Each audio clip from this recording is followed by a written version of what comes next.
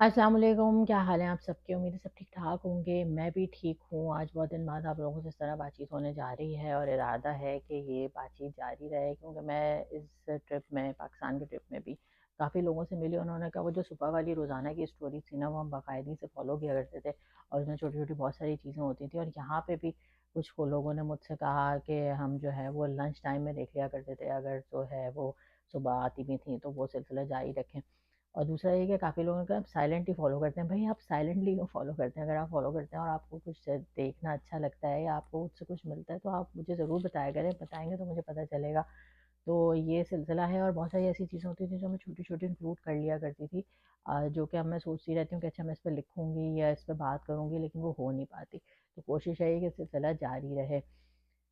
कल मैंने एक आर्टिकल पोस्ट किया था और जब मैं कुछ पोस्ट करती हूँ उसमें फ़ीडबैक आता है तो मुझे बहुत अच्छा लगता है, लेकिन कभी कभी मैसेजेस आते हैं तो वो इतने तकलीफ़ होते हैं कि वो पढ़ के जो है ना वो काफ़ी दुख होता है। मगर ये सारे मामले हैं और मौजूद हैं और इनसे नज़रें भी नहीं चुराई जा सकती। ख़ास तौर पे जो शादी के मसाइल होते हैं उस पे काफ़ी सारे लोग जो है ना वो फिर अपनी बात बताते हैं या अपना दुख शेयर करते हैं।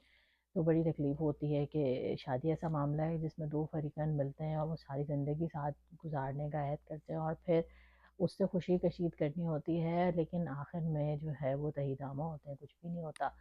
तो ये बड़ी तकलीफ़दा बात है। इसके पीछे बहुत सारे कहानियाँ होती हैं, बहुत सारे मसाइल होते हैं जो कि हर एक के मुख्तलिफ होते हैं, जिसके बारे में कहा नहीं जा सकता कि ये क्यों हुआ या ऐसा होना चाहिए था या नहीं। लेकिन कुछ सवाल ऐसे हैं जो ख़ास तौर पे लड़कियाँ करती हैं कि अब्यूसिव मैरिज का पता कैसे चलता है कि अब्यूसिव है, और दूसरा ये कि वो कौन सी बातें हैं जिन पे जो है फिर एक एक्शन लेना ज़रूरी हो जाता है। तो इसमें सबसे टॉप पे जो वो आती है ना, वो तो ज़ाहिर है एक डोमेस्टिक वायलेंस या मारपीट वाली बात आती है। और ये इस कदर आम है हमारे माशरे में भी, और यहाँ पे भी आए दिन मैं ये कहानियाँ सुन रही होती हूँ। लोग पोस्ट कर रहे होते हैं और इतनी पढ़ी लिखी लड़कियाँ, कोई मास्टर्स है, कोई डॉक्टर है, और दे आर इन मैरिज और उनके बच्चे भी हैं, लेकिन उनको ये सब फेस करना पड़ रहा होता है और वो ये सोच के फेस कर रहे होते हैं कि बच्चों का क्या होगा, बच्चों का क्या होगा। सबसे पहले तो ये बात कि ये वाली बात ना बर्दाश्त करनी ही नहीं चाहिए। यहाँ हमारे यहाँ बड़ा मसला है कि माँ बाप भी, रिश्तेदार भी सब कह रहे होते हैं कि नहीं, ये तो होता ही है, मर्द ऐसे होता है। नहीं, मर्द ऐसे नहीं होते और मर्दों को ऐसा नहीं होना चाहिए।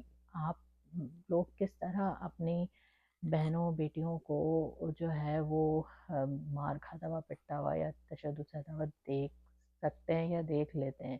इसके पीछे ऐसी क्या बात होती है जो ये सब बर्दाश्त करने पे मजबूर करती है? क्यों नहीं कोई रोकता या क्यों नहीं कोई एक्शन लेता? और ख़ुद जो लड़की है वो क्यों नहीं ले पाती है? तो सबसे जो इसमें मेन मसला आता है ना, वो आता है फाइनेंशियल स्टेबिलिटी का। क्योंकि लड़कियां खुद कुछ करने के पोजीशन में नहीं होती। पोजीशन में इसलिए कह रही हूँ कि जब आप एक वक्त गुजार देते हैं, अपनी शादीशुदा ज़िंदगी को देते हैं, तो हर खातून के साथ ये मसला होता है कि उसको वापस उस जगह, चाहे वो बहुत प्रोफेशनली क्यों ना हो, आने में थोड़ा टाइम लगता है।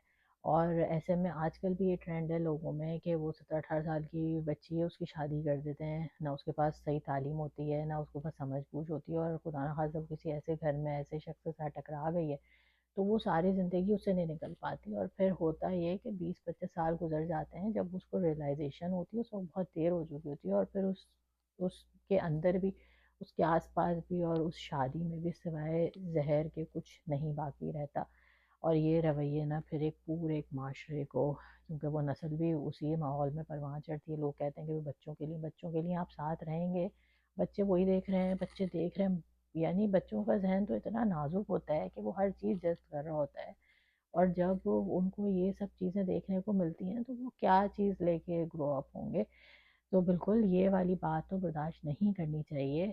हाँ, ये ऐसा नहीं है कि ज़ाहिर है एक शादी शुरू होती है, उसमें शुरू में एक दूसरे को समझने के मसाइल होते हैं, तो बिल्कुल वो वक्त देना ज़रूरी। क्योंकि मैंने यहाँ ऐसे केसेस भी सुने कि ऐसी बात पे अदायदगी हुई कि भाई जो मियाँ है वो, उसकी आदत है कि वो गीला तौलिया बेड पे डाल देता है, तो इसलिए जो है इसके साथ साथ रहना मुमकिन नहीं है। तो दिस इज़ अनदर स्टोरी। लेकिन आप बिल्कुल शादी को टाइम देना चाहिए, लेकिन ये कुछ चीज़ें हैं जो कि बर्दाश्त नहीं करनी चाहिए। दूसरा नंबर जो आता है ना, वो आता है वर्बल और इमोशनल अब्यूज़ का, जो बड़ी हैरत होती है। लोग لوگوں کی زبان اتنی گندی کیسے ہو جاتی ہے کہ وہ اپنے گھر کی بیوی کو یا اپنی، جو کہا جاتا ہے نا کہ ہماری عزت ہے، یا یہ کہ اس کا احترام ہم پہ فرض ہے، اس کو ایسی ایسی گالیاں دے رہے ہوتے ہیں جو کہ آپ تصور بھی نہیں کر سکتے ہیں کہ کوئی کس طرح سے کسی کے منہ سے نکل سکتی ہے۔ اور نہ صرف اس کو، پھر اس کے گھر والوں کو، اس کے ماں باپ کو، اور یہ جو ذہنی اذیت پہنچانے والی بات ہوتی ہے نا، یہ جو ہے نا کوئی بھی امیجن نہیں کر سکتا۔ اچھا لوگ کہتے ہیں دوسری طرف سے بھی بمباری ہو رہی ہوتی ہے، تو بھائی جو چیز غلط ہے وہ سب کے لیے غلط ہے۔ اسپاؤسز ہیں نا تو وہ دونوں ہیں، اور جہاں سے بھی یہ غلطی ہو رہی ہے وہ ہو رہی ہے، مگر میجورٹی کیسز جو ہوتے ہیں وہ اس لیے کہ عورت ڈپینڈنٹ ہوتی ہے تو وہ یہ ساری چیزیں برداشت کرتی ہے۔ اب نکلیں کیسے، یہ سب سے بڑا مسئلہ ہو جاتا ہے۔ تو وہی بات ہے کہ فائنینشیل اسٹیبلٹی ضروری ہے، کوئی راہیں تلاش کریں پہلے وہ، کیونکہ جب آپ باہر نکلتے ہیں تو اس میں بھی ایک مسائل کا انبار ہوتا ہے، اور اس میں انفارچونیٹلی بہت ساری جگہوں پہ گھر والوں کی سپورٹ نہیں ہوتی ہے، جو کہ مزید تکلیف دہ بن جاتی ہے، کیونکہ ظاہر ہے آدمی اسٹیبل ہونا چاہتا ہے مگر اس کو تھوڑا سا سہارا تو چاہیے ہوتا ہے نا۔ تو یہ ساری چیزیں ہیں، تو بالکل ان پہ سوچیں اور ان پہ بات کریں، اور اویئرنیس بہت ضروری ہے، اور بچیوں کو پڑھانا لکھانا بہت ضروری ہے، اور ان کو جو ہے نا کم از کم اس قابل بنا دیں کہ کبھی خدا نخواستہ اس طرح کی کوئی کنڈیشن ہو تو وہ خود کو سنبھال سکیں۔ تو بس یہ چھوٹی سی بات کرنی تھی، آپ بھی اپنی رائے بتائیے گا، انشاءاللہ پھر ملتے ہیں۔ اللہ حافظ۔